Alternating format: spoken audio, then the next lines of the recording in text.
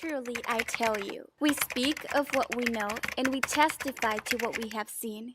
But still, you people do not accept our testimony. I have spoken to you of earthly things, and you do not believe. How then will you believe if I speak of heavenly things? No one has ever gone into heaven except the one who came from heaven, the Son of Man. Hi, I'm Berlyn, and if this is your first time in my channel, don't forget to subscribe and click on the notification bell so that you know every time I upload a video. Yes, you, and you.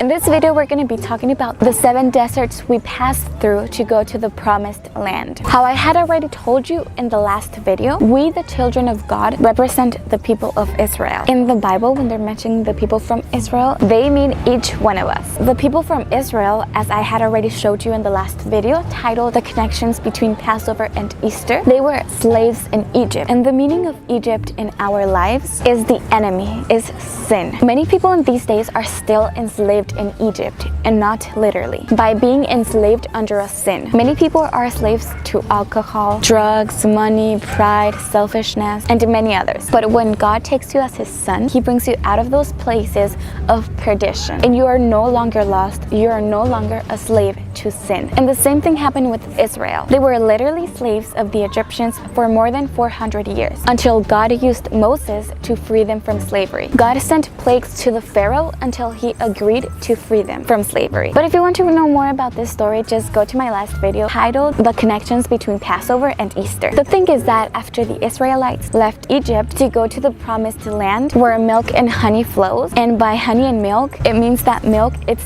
God's maternal care, and honey means his sweetness. We all want to be in that promised land, right? And God has that promised land to each one of us. In fact, from Egypt to the promised land, it was only 40 days of travel, but the Israelites took 40 years to get there. 40 years. It's a big difference between 40 days and 40 years. And why is this? Why 40 years to go to a place that it only takes you 40 days to get there? Well, it was due to their disobedience. When we disobey God, the promises are delayed. The promises are still there because God fulfills all that he promised, but they take longer to arrive. For example, if your goal, your dream, something that God has already promised you is going to arrive in a year, and you disobey, or you move away from God, or you deny him, or you do not want to fulfill your purpose, then that promise will be delayed, and instead that it reaches you in 1 year, it will reach you in 10 years. That's just an example. Many people believe that after being taken by God and being called children of God, everything will be happiness because God gives you peace in the midst of the storm. No matter how strong the problem is, you will feel with faith and hope, but that partly depends on you,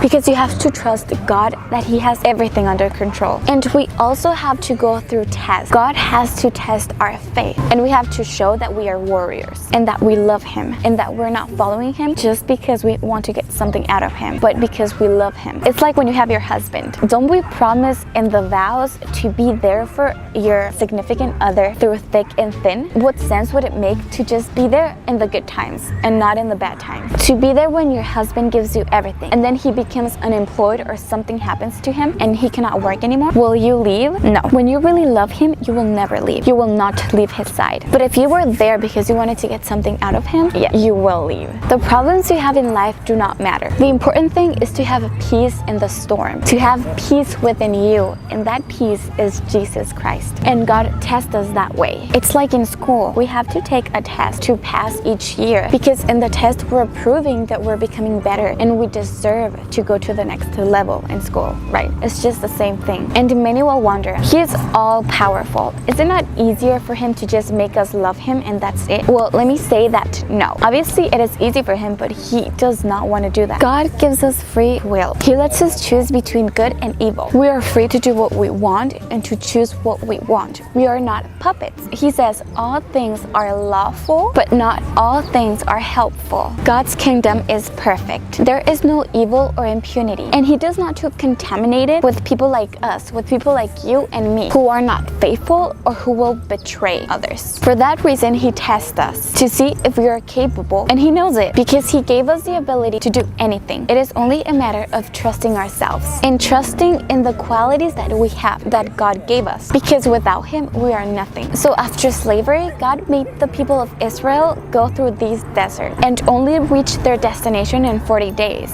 But they themselves fell behind. They themselves fell into temptation. And we also go through those 7 deserts, and each desert has a meaning. These are the 7 deserts. The desert of Shur, found in Exodus 15:22. This desert means strength. When we go to this desert, we fight against our mind, our thoughts, our memories, remembering the life we left behind. Here we can see how the Israelites demanded water. They were very, very rude. Instead of being grateful, they only complained. The desert of sin, found in Exodus 16:1. This desert means lack. In this desert, you struggle with economic problems. Here we can see once again how they complained about God and murmured. They told him that it was better to have remained slaves in Egypt than to die there, because in the desert that they were, several of these deserts were not habitable. And they did not see that even though these places were not habitable and there was no way for them to find water or food, God always provided them with water and food. He even sent him bread from heaven, which is the manna, literally. And they were not grateful. They always doubted God. The desert of Sinai, found in Exodus 19:1. This desert means path of thorns. In this desert, we struggle with the many small problems. In this desert, God gave them the 10 commandments and all the law to the Israelites. And also in this desert, the Israelites fell into idolatry towards the golden calf. The desert of Paran, found in Numbers 12:16. One thing that I want you guys to see here is that the Israelites stayed in the desert of Sinai for too long. You can see that they were there in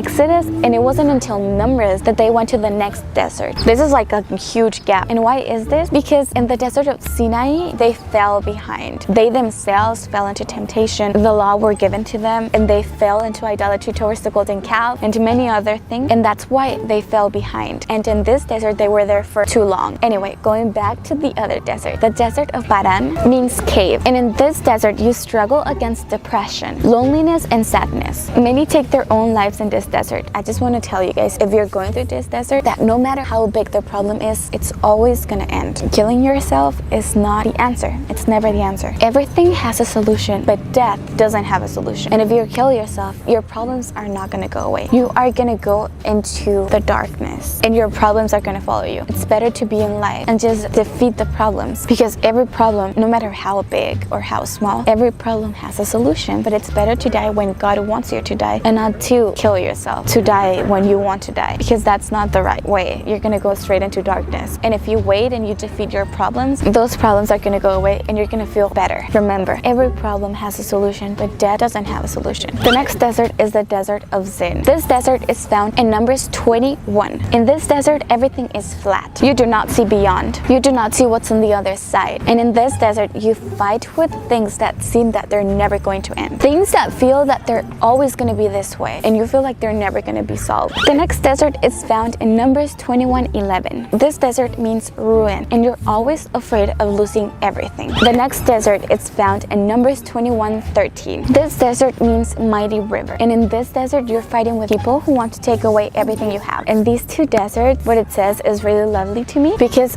God is fair when he's showing men the really beauty of women. He's showing that the beauty of women, it's inside.